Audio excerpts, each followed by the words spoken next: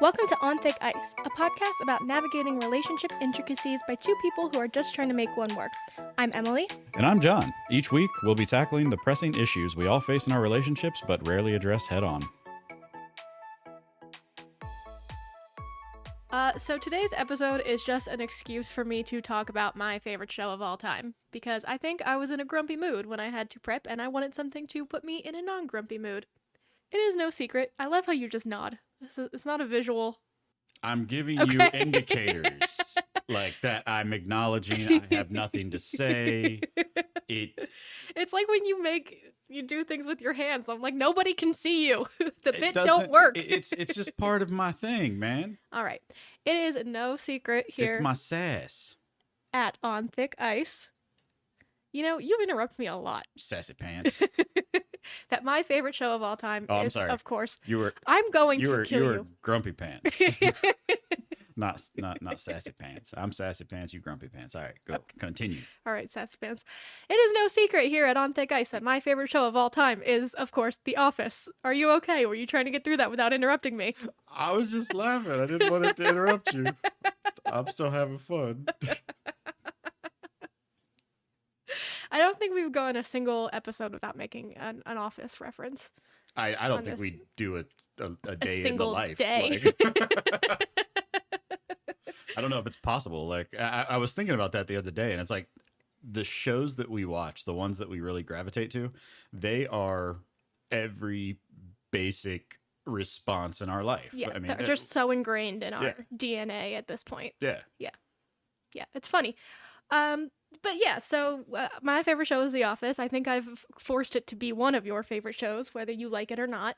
I mean, I had never watched it Mhm. prior to being with you, Mhm. so that was my first watch through, if you will. I love that. I love making people watch The Office for the first time. And no, I mean it's wonderful. I mean, I think season 1 was a little.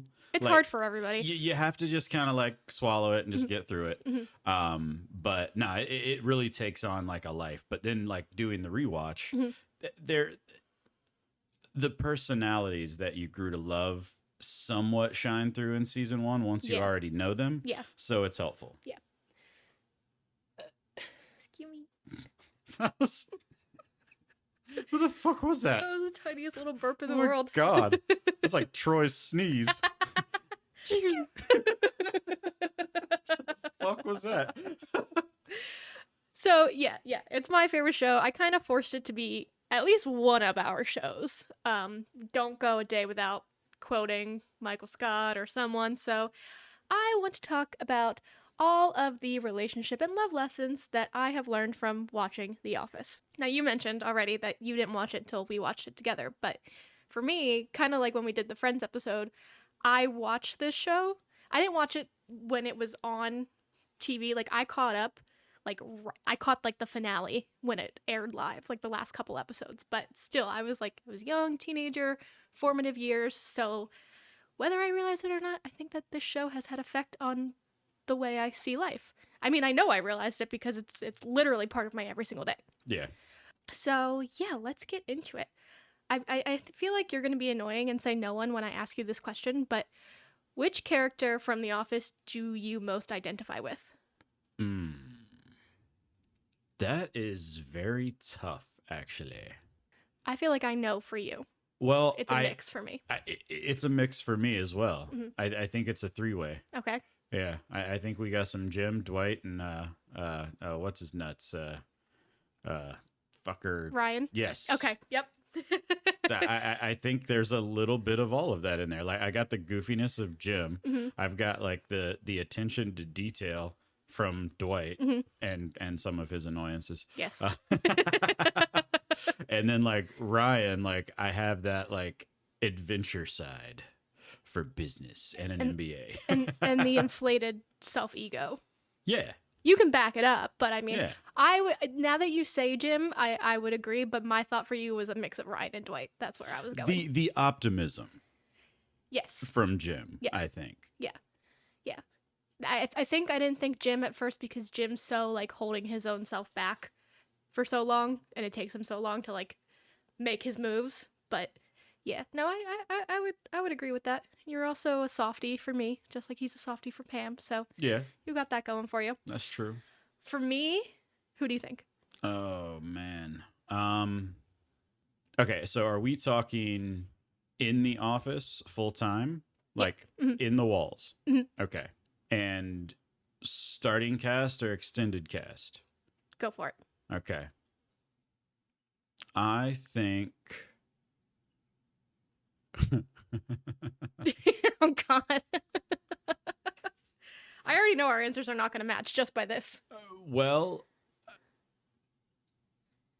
If you say Todd Packer, I'm going to throw myself off a no, balcony. no. I'm doing, you know, the female side of the office. Okay. Is what I'm leaning towards, anyways. Okay. Until you mentioned that. Mhm. Wow. All right. So I'm just gonna I'm just gonna speak through it. Okay. What I'm thinking. Go so for it. I'm not like Yep. being a mute here. So I'm thinking a little bit of Holly Okay. because she's just a goofy ass son of a bitch, and I think you have some of that. Mhm. The ignorant side, not so much, but like the goofy side, sure, I'll Mhm. give you that. Mhm. And then I'm gonna have to go with you oh my god, why am I not remembering these names today? Steak. Steak certificates. Meredith. Meredith, are you kidding me? Your realist negative side. Ouch. That's not an ouch. No, I'm not talking about like the Meredith, where are your panties? right, like not that side of it. I'm talking just like the overall outlook on life. The big old don't give a fuck. Yeah. Okay. I mean, But I mean, I started with like a Pam and why am I not remembering these names today? I don't know. Jesus, the office ladies. Angela. Yes. Okay. Jesus Christ. I haven't watched it in a couple of months and I'm off my I need to give game. you a printout. Jesus, no shit. I didn't realize I needed one. Next time, just anticipate I'm stupid. We need a cheat sheet. Yes, please. So I started there, but I was like, that's too obvious. Like Mhm. I can't go with that. And then I'm just like thinking like quality wise, like I don't really see a lot of Pam in you. I mm, I think again, kind of like Jim holding himself back. Pam holds herself back a lot. You And know, I got that part of it, I but was that's not who thinking I that. identified with. I was thinking that, but you've gone beyond that. Like we're here in SF. It's like Oh, you- I'm a grown up now. Yeah, I mean, well, no, it's like you've gone beyond the barrier that Right. she was basically held back by the whole time. Right. Staying in a small town, blah blah blah. Yeah. But then definitely Angela, the bitchy side, for sure. Yes. And the cat lady. Okay, I'll give you that. Okay, I'm not going to disagree. I will say that I was way more Meredith in college. But no, no, that's not who I identify with personally. Okay. I'm a Michael. Full on. And I attribute Okay. you're not going to understand this part, but I wasn't looking in that direction, so that might be something. my Swifties will get this, okay? I'm a Michael. I am the archer. This is me trying mirror ball. You're on your own kid type, okay? I know you don't care about any of those songs, but people listening, they will know exactly what I'm talking about. I am a weirdo. I think way too much about what other people think of me. I'm always trying to get people to like me. And when I'm on, I'm like a circus chimp. And I have to be the one making jokes and getting the last laugh. Like, I love inside jokes. Punky enjoyed that joke. I'd love to be a part of one someday. Yeah. She did like that. Do you hear that? Yeah, no, I feel very much like a Michael. I can see that. Okay. Yeah. Yeah, I can see that. When I grow up, I want to have 100 kids so I can have 100 friends and no one can say no to being my friend. That shit hits deep, okay? All right. I got maybe a little more introspective. And then couple-wise, I won't ask you because I feel like you'll think too hard about it. But I think out of the Office couples, like the main ones, We're Dwight and his old nanny. You're the old nanny. Bring my own food to the dinner party. Yes. No, I think we're a Michael and Holly. I think I'm Michael and you're Holly. Because we're both just a couple of weirdos, but you're just a tad more grounded than I am. Okay. I'm just a tad more older. I think that's it. No, you've got your feet on the ground a little more than I do. If I made threat level midnight, you would not tell me that it was good just to appease my feelings. Yeah. Yeah, I wouldn't do You would be like, oh, it's great that you had time with your friends, I guess. that. Did you like that? Which part? Goldface. I think we got a little Dwight and Angela in us too. Maybe just a little bit.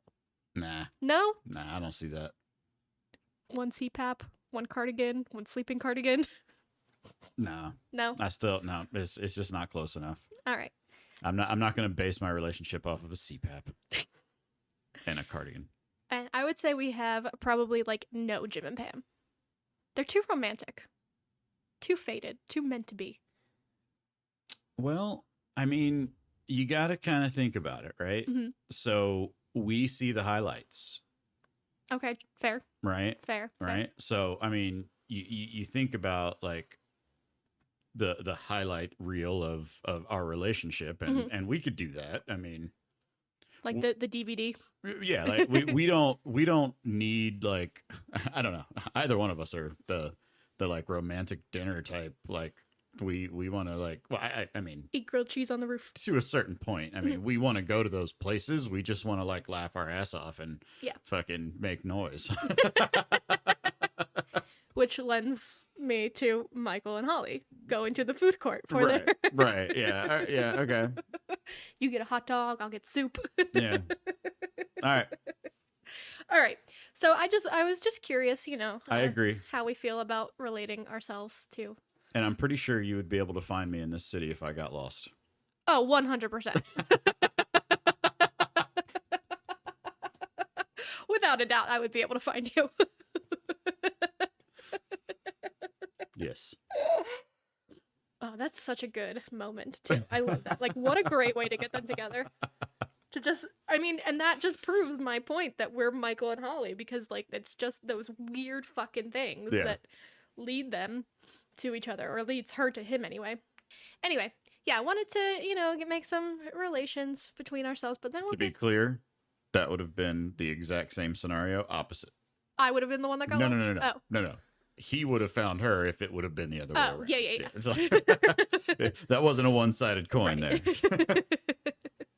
Yeah, I wouldn't get lost. I'm good with directions. Yes. So let's go through some of these lessons that we learn, and I want to do it kind of by the two big pillars of the show. All right. So you've got Jim and Pam, Mm-hmm. and you've got Michael. Okay? Yep. And then I'm going to lump the other things under just random. So the other characters or scenarios in The Office throughout the series, okay? Okay. I'm going to start with Jim and Pam. All right. You'd think I would leave that to the end because they're like the climax of the show. But you know what? I love Jim and Pam, but they're not my favorite. And Jim is really douchey a lot of the time, and I want to kind of get them out of the way. We've thought about this before. My feelings about Jim. I don't want to talk about it. Why? Because it's mean. It's not mean. But, okay. Let me just get my feelings out of the way about Jim first, and then we can move on with our lives, okay? This is what I mean when I say Jim is really douchey a lot of the time. Karen.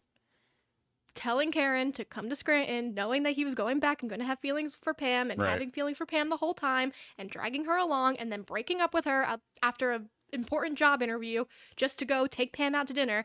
Karen did not deserve any of that. She was just a girl who liked a guy. Yes. Don't like that. Buying the house without telling Pam. I know Pam, the character, likes that, but in real life, that's fucked up. Like, you can't just make a financial decision like that for you and your fiance with no anything. Yeah. And then, again, starting the fucking company without telling Pam. Everybody else in the world knows. And then he puts all of their life savings into this company when they talked about doing a little bit and the company wasn't even asking for it. He just had to show himself off and be like, oh, here's my $10,000. I'm all in. Their kids have to go to college. Pisses me off. And It did pay off, though.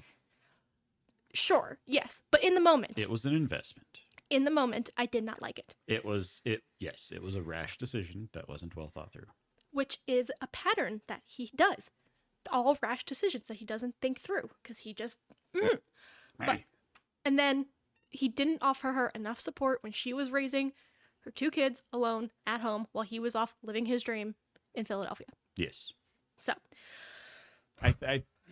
there are a lot of nuances there, and I think that I agree. Yeah. I think that one of the best lines that validates that whatever makes Jim seem better, the episode where they're like, it's season 9, they're fighting and they are going to couples counseling, and Pam is talking to Nellie and Jim is talking to Toby, and Jim says something like, if I didn't do things without telling Pam, she'd be married to Roy. And that's very true. Like, he has to do certain things to push Pam along. But when you look at them individually, that's when I don't like them.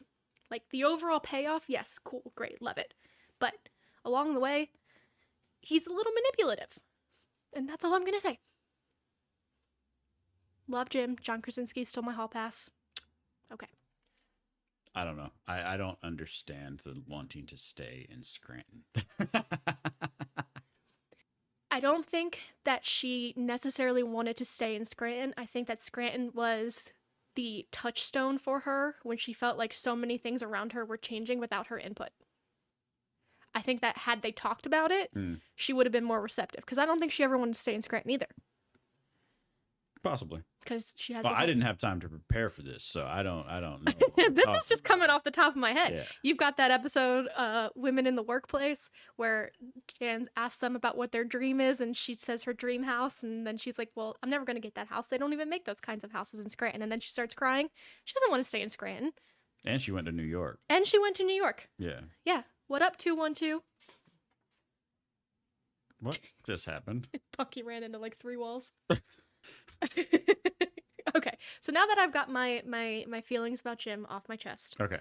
we can get into some of the lessons that we can learn from Jim and Pam's relationship. All right. Number 1, good things come to those who wait. Or something bad happens and you get nothing. You wasted a lot of time. But that's not happened with them. Jim waited and waited and waited and waited and waited. No, he didn't wait and wait and wait and wait. There was, well, okay, so he was on the hook for a while. He was on the hook for a while. And yes. then he finally removed himself from the hook. And then he got back on the hook. And then he got back on the hook. But then it was just a timing thing with their emotional roller coaster of back with Roy, not with Roy, Karen, side girlfriend, bad girl. Okay. Yeah. Okay, fair, but he makes that speech at their rehearsal dinner where he says, everyone thought I was crazy for waiting for a date with the girl I work with, but even then I knew I was waiting for my wife. Hindsight. Well, okay, yeah. Can't we just look at the whole thing from hindsight? You're annoying. I'm a realist. Yeah. Which is why we are not a Jim and Pam type of couple. Number 2, never forget where you've been. So that comes from Pam, because she, near the end, when Jim decides to leave the company and stay in Scranton, she gets all insecure about, like, I feel like I'm not enough for you. So he has to get the documentary crew to put together the DVD and the teapot letter to remind her that, not enough for me? You are everything. Hurts my heart. It's so good. That was weird. You're so mean to me. I'm not mean.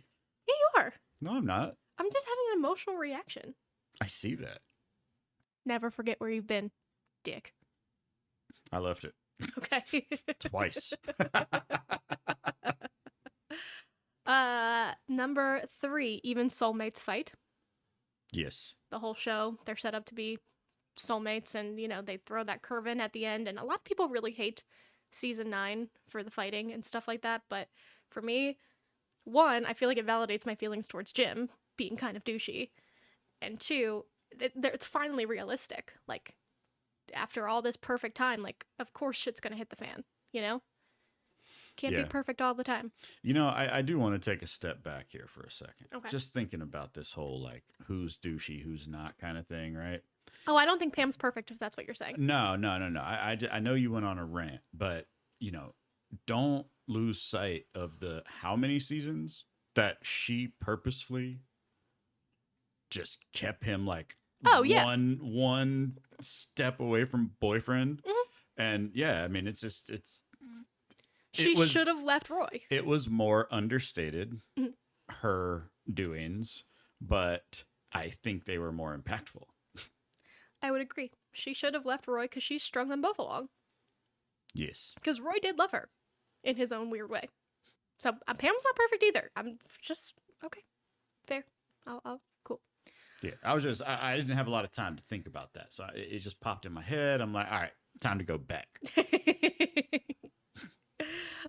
Number 4, love means making sacrifices. Because they do have to make sacrifices for each other over and over and over again.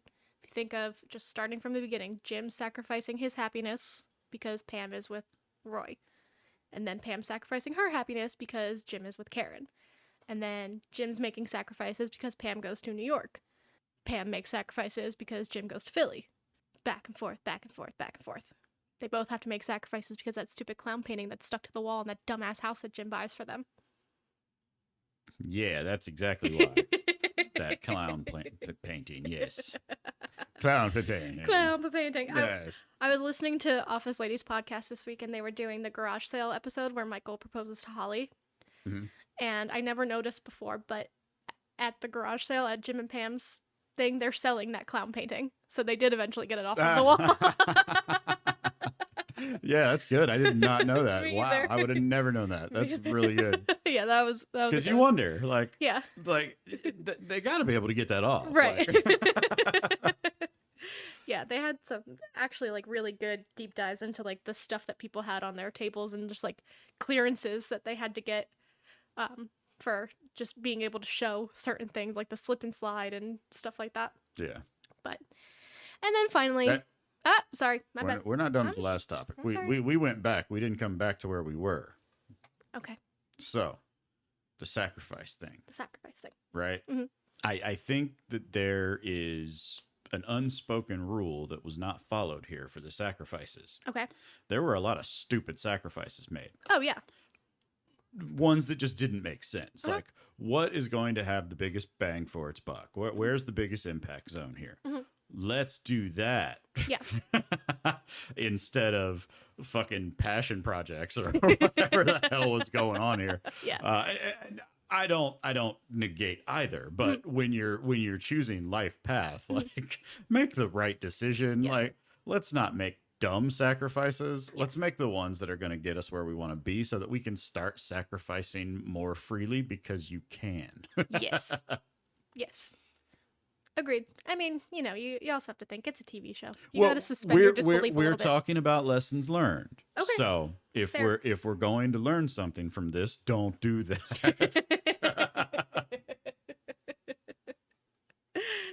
Oh gosh. By the way, I did not make these up. This is from an article I found. Okay. Okay, just so you know. So, I'm surprised you didn't actually just do this from memory. To be completely honest. there was a couple articles that I cherry picked for my own choosing, but Okay. I didn't just blindly make a list. And then finally, every relationship journey is unique, which I think we all know. But, you know, you look at Jim and Pam when they're married and they're happy and you're like, oh gosh, that's like the perfect love and blah, blah, blah. But when you dig deep underneath, you see all the shit that they went through. It's the duck on the pond. It's the duck on the pond. What does that mean? The duck on the pond? Yeah. It looks really easy for this duck to get across the water. Mhm. But what you don't see is the struggle underneath for him to actually get there. Do you know that ducks' penises are shaped like corkscrews? I might have seen that in my past, but not something that I And that I collected in my bin of important things. they sexually assault other ducks. You They're and- right up there with you and dolphins. Animals, man. Like It just sticks with me. I don't They look cute, and then I learned that fact, and then I don't like them anymore. It's a duck. They I'm just, they quack. It's nature. Like I'm just saying. I'm me too. Okay. It's nature. If they needed courtrooms, they would have them.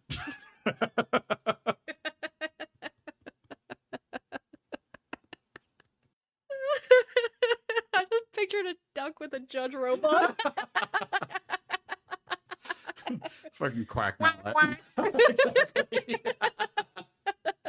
That was not edited, by the way. that was natural. Yeah. Unique relationship journey. Boom. Roasted. Yeah. How did we get on ducks? I have no idea. Let's move on. We'll just say that Jim and Pam, perfect soulmates, amazing. Love them, love their love story, but nothing's perfect, and you can learn lessons from their idiocy. Yeah? Sure. All right. Now this one's gonna be more fun. Okay? All right. Michael Scott. Okay. What can we learn from Michael Scott? I think a lot. So, Michael Scott. It's like a laundry list of what not to do. His love life is a cautionary tale at best. He gets his happily ever after, eventually, right? But from Carol to Jan to Holly and back, he fucked up a lot. He's not a smart man. But he knows what love is. All right. So what can we learn from Michael Scott? This was just more fun for me to put together because I have very specific examples. Number one, hold out for someone who actually respects you. I don't think any of his ladies, besides Holly, actually respected him. They just tolerated him. Which kind of begs the question, if you think about it. Is Michael Scott just like a freak in bed? Like, why are they dealing with him? Yeah. You know? That just popped into my head just now. But It's like, the perks. it's the perks? Yeah. PT Cruiser. Oh. You know, He starts with the Sebring. gas card. Oh, yeah, the gas card. Yeah. Yep. Yeah. You can't put a price on that. Yeah. But yeah, it's like, I feel like when I started watching the show, I knew. Well, doesn't Jan like say something about that at some point? What? Like that he is good in bed or something? I feel like she makes like she insinuates. She at some definitely point. insinuates. Yeah. So Because I mean, every time he pisses her off, she just tries to have sex with him. right. Like in the bathroom at David Wallace's party, and near the end when he's gonna break up with her, and she's like, "I'll give you $300 if you come to New York tonight." Right. So yeah, it's definitely insinuated for sure. And then when he gets to Holly, he's like, "Oh, I got her twice." Yeah. But yeah, when I first started watching the show, like it had been on already for 8 years, and I knew that he left at some point, and I knew that whoever his love interest was a blonde lady. So honestly, when I first started watching the show, I thought he ended up with Jan.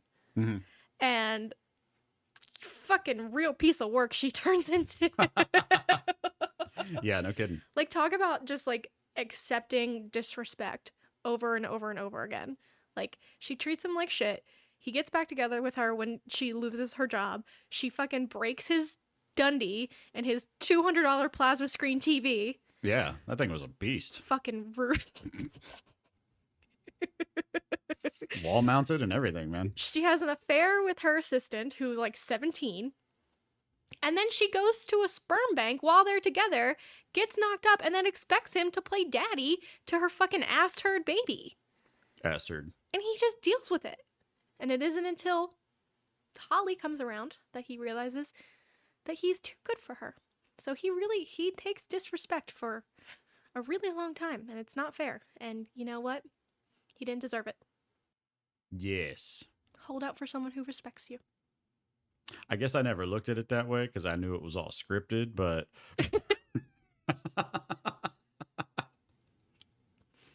We're learning lessons here. Didn't you just say that to me 10 minutes ago? All right. Number 2. Don't come on too strong. yeah, I was thinking that right off the bat. Like, just And with that one, you gotta Carol. I mean, it's all Carol, right? Like what does he do? He photoshops the picture of her. Wait, no. Right. First, he proposes to her at Yeah. Diwali. Yeah. On Yeah. their like second date, that he told her was a fucking costume party. And then he photoshops himself into a picture of Carol and her ex-husband with their kids on a ski trip and sent it out as his Christmas card. Like, what the fuck? Wait, I think you got to re-say that. That did not make sense. He photoshops a picture of himself into a picture of Carol and her ex-husband and their kids on a ski trip and sends it out as his Christmas card. Is he a part of the picture, or did He puts his face on her husband's face. Yeah, that wasn't clear with what you were saying. So he puts his face on her husband's face and sends that out as. Yes, you made it sound like they were all there together with the husband. I'm like, no, that's not the right picture. I mean, the husband's body was there. It was just Michael's face. Yes. For those who haven't seen The Office, I just wanted to make sure that was clear. Yeah, fair. I was trying to think of other times when he, because that's something I've been thinking about this whole time. There's a lot of people out there that haven't seen The Office. Yeah. They're going to get some of this, and then they're probably just not going to listen to the episode, to be honest. Right. Then there's the time where he falls in love with the chair model, even though she's dead. He sends Dwight on a... Remember? No. You don't remember? They're buying new chairs, and he has the catalog, and he falls in love with the girl in the chair.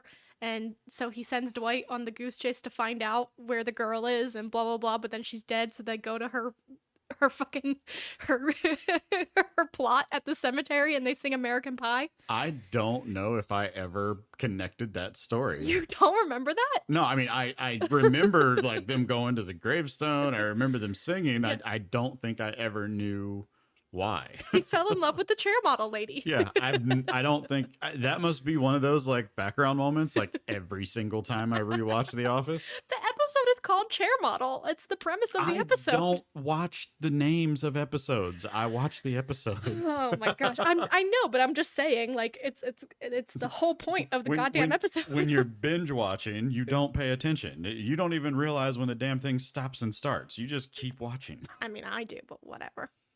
I don't. If that wasn't clear. You're an idiot. I think we need a courthouse. I think so. This is a good one. Be yourself. I think that... Absolutely. Yeah, I think that besides the date Mike, nice to meet me moment, Michael really was always himself. Honestly, I've never really thought about this, but I'm not sure Michael knows who he is. And I think that's who he is. Okay, that's fair. But because he has such wide array of like how he acts, and it's all very similar, but it's all very different. And it's always because of something. It's never just a natural reaction. True. He's like, I'm going to see her. I have to act this way, or I have to do this thing, or I'm going to disagree with you there. I think there are moments played up for comedy where he does act certain ways, but like when you think of just like the times where he actually gets women, like when Jan kisses him for the first time, she's impressed by him because of his ability to make that sale, right? That's why she goes along with it. When he gets with Concierge Marie when they're in Canada, he's genuinely impressed by her ability to tell you where you can get your dry cleaning done at Christmas, and he's interested in her, and like he's not putting on anything, like he's just having a conversation. Jim and Pam's wedding. I disagree. No? Yes, I do disagree. Okay. Because the concierge thing, he put on a front when he met her. He was being something else to trigger a reaction out of her, and it might have grown into something, but it started with the... But when she got interested in him was when he was acting as himself. She didn't care when he was putting on a front. When he was being just normal. I don't remember. Okay. I always feel like with him, it always starts with a show. It's always a show first, and then it might turn into something else. Well, what about Pam's mom at the wedding? They just talk about, he asks her for a snack. he makes a joke about the flavor of snack that he gives her or she gives him. They kind of commiserate over how they're having a bad time for You're a love. mom, right? Yeah. You have to have a thing in your purse. Yeah. Okay, that's how it started. But that was him just genuinely asking. He wasn't trying to get with Pam's mom. He wanted a snack. Yeah, that's true. But it started as him thinking she was a mom. Okay. All right. Fine. But he wanted a snack and he asked who he thought was going to have a snack. He plays the part per the situation. And in that moment, he was needing a snack. He saw a mom. She has snack. She mom, give me snack. Yes. And because he was natural in that moment and she was sad, they end up hooking up. So there you go. Proves my point. Thank you. Proves my original point, which is I don't know if Michael Scott knows who he actually is. Okay, fair enough. I think he figures out who he is when he gets with Holly. He does. What I was going to say is Michael, I personally feel like Michael was always really himself with women and nobody appreciated it until he gets with Holly. Maybe Pam's mom, because she's the only one of his girlfriends that you see that doesn't have, until he breaks up with her on her birthday, you don't see any moments where she's like embarrassed by him or embarrassed to be with him, or like she comes to the office showing off the gifts that he gets, you know, but he blew that. So I will backtrack. Mhm. I will say, just thinking about it, that he is a showman. Yes. So because of that, everything that he does is very theatrical and it may seem very different. So I've rationalized that. And yes, okay, I do agree with you. Even his performances are genuine because that's just who he is. Yes. I will agree with that. Okay. Number 4. You win. Thank you. I love winning. Number 4, don't be the other woman.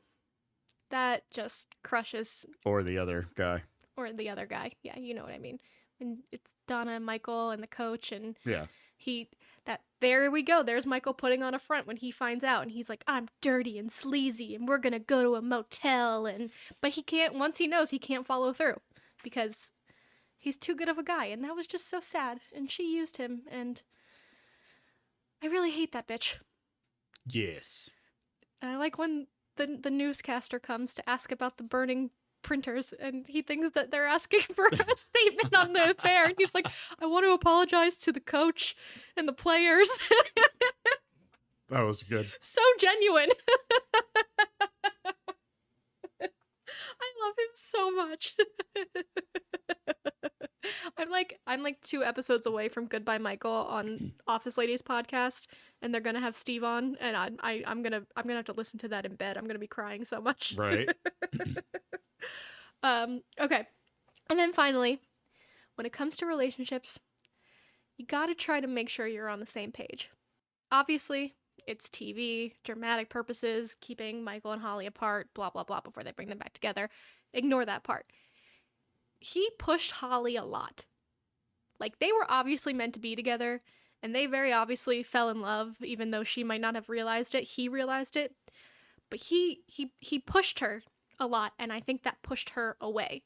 Like, the whole long distance thing, I feel like they possibly could have made that work if he wasn't so Michael about the whole thing. About, we'll talk the whole way up here. Maybe one week I'll see an accident, and then we'll do this, and then we'll do that. I pictured a bed and breakfast here, blah, blah, blah, blah, blah. You know, the whole thing in the car, and just, yeah, I feel like they possibly could have made that work. And then when she breaks up with AJ, when she comes back, he doesn't give her any time to just sit with the fact that she just ended a really long relationship. And even if she knows that she did it because she wants to be with Michael and she deserves to be with Michael and Michael's the one she loves, he just keeps saying, like, I don't understand why we're not together. Why, like, AJ's not here anymore. What's the problem? And she's like, why is it so certain that we're supposed to be together? Like, she needs time to process, and he doesn't give it to her. And I think that's part of why they are kept apart for so, I mean, besides, you know, for dramatic quality, but if it was real life, that's why they don't get together for so long, because he pushes her too much. He pushes everybody. Yeah. He proposes to everybody. He wants to have babies with everybody. He pushes all of his girlfriends, but you see it more with Holly because that's his wife, you know? Yes. It's like the opposite of Jim and Pam. He sits back and waits for Pam to be ready for him. Michael's like, come on, let's get the ball rolling. I don't got all day here. Right. The one time that you kind of see that, I think that once Holly comes into the picture the first time, even if you've never watched the show before, like, you know they have something special, and they break up, but you kind of have a feeling that, you know, that's not the end for them, right? Sure. Okay. But I think the first time that you see that it's actually really different, especially for Michael, is the picnic episode. When they do the what is that? The Dundee skit. Yeah, no, the Slumdog Millionaires. Yeah. That's what they do. And he comes into the episode with his little speech about how he's going to convince her that they're meant to be together, they're soup snakes, blah, blah, blah, blah, blah. And by the end, after he spends the day with her, this is what, I love this speech, I wrote it down. He says, I didn't find the perfect moment because I think today was just about having today. And I think we are one of those couples with a long story when people ask how we found each other. I'll see her every now and then, and maybe one year she'll be with somebody, and the next year I'll be with somebody, and it's going to take a long time. And then it's perfect. I'm in no rush. Obviously, he rushes her later on when he gets his hands on her, but in that moment, I think that's when you kind of see, like, the growth of Michael and, like, him accepting the fact that I know we're meant to be together, and I'm going to wait for it. Right. And I love that. It's so sweet. Very sweet. And they're soup snakes. Soup snake. All right, so let's move on to just some random life and love lessons that we can learn from other characters from The Office. Number 1, you should probably have clear intentions on what is expected for pet care and end-of-life care. Yeah. Don't just kill your girlfriend's cat and stick it in the freezer. Yep. He didn't even kill it. He just stuck it in the freezer. He just put it to sleep. Yep. All of my bags of frozen french fries were clawed to shreds. That's fucked up. Definitely be on the same page about pet care, for sure. Yes. If you have a crush on someone, take your chance when they're single. Don't put your hand on another guy's girl's knee and then run away to Costa Rica. Toby. That's a good one. Yeah. He had so many opportunities. And Pam always thought he was cute. They could have been a thing, and he didn't take. He's a pussy. I don't think that would have ever worked. It never would have worked, but I'm just saying they could have at least gone on a date. She liked him. He was always the one that she said was cute when she was denying her feelings for Jim. Yeah, I think that was just a denial tag, personally. Okay. Number 3, you get the respect that you give. We learned that from Michael. But if you leave your girlfriend for a 3-month boat trip and only email her once, don't be surprised when you get back and she wants to break up with you. Yes. Andy. Mm-hmm. It's fucked up. And you know what? The Hangover 3 wasn't even that great. It wasn't worth it.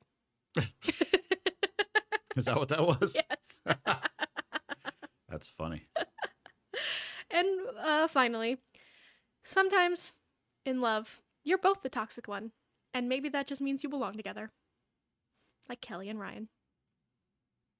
Yeah. We're running off into the sunset. I mean, try to tell me you don't know a couple like that. Like, oh. Oh. Right. Oh, yes. Right. It's like, no dinner party, thank you.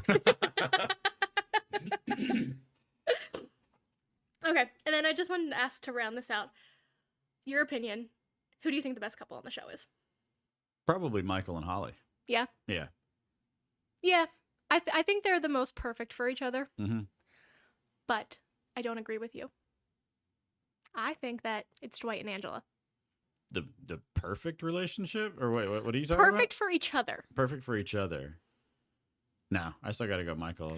Michael and Holly are my second, but for me it's Dwight and Angela, because they're both super weird and strict and uptight, but they also have enough differences to keep it interesting, you know, all the things they can teach each other about monotheism and farming and stuff like that. And they obviously have insane sexual chemistry. For 10 straight years, they're banging. So, I don't know, I think in real world Scranton, rural Pennsylvania, these two would be the ones to make it for the long haul. And my honorable mention, Kevin and his jar of M&Ms. Stacy.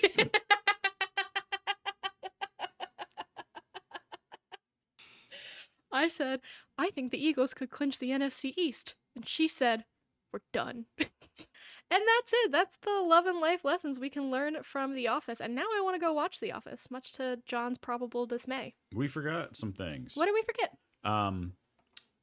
Don't mark your girlfriends. Yes. They're not turtles. Yes. Yes, don't mark your girlfriends with a marker. Mm-hmm. Right? Mm-hmm. And don't act like you're sleeping with the boom guy. She didn't act like she was sleeping with the boom guy. There He acted was like some she slept questionable with him. shit there going on. There was the new questionable Jim. relationship there. He was married. They were married couple friends. She didn't know that he left his wife. But they were still weird. They were still weird. Well, Jim shouldn't have gone to Philly, okay? Philly Jim. Oh, I want a pretzel. I'm just hungry. I know, me too. Let's go get something to eat. I don't want to go anywhere. Well, I meant like not here. We can get something from our fridge. I just meant let's be done with this. Let's go get soft pretzels. Only 364 days till the next pretzel day. On Thick Ice is created, hosted, and produced by Emily and John Shacklet. To join the conversation, follow us on Instagram and Twitter at OnThickIcePod, email us at onthickIcepod@gmail.com, or call our hotline 415-494-7275. Subscribe to On Thick Ice wherever you get your podcasts.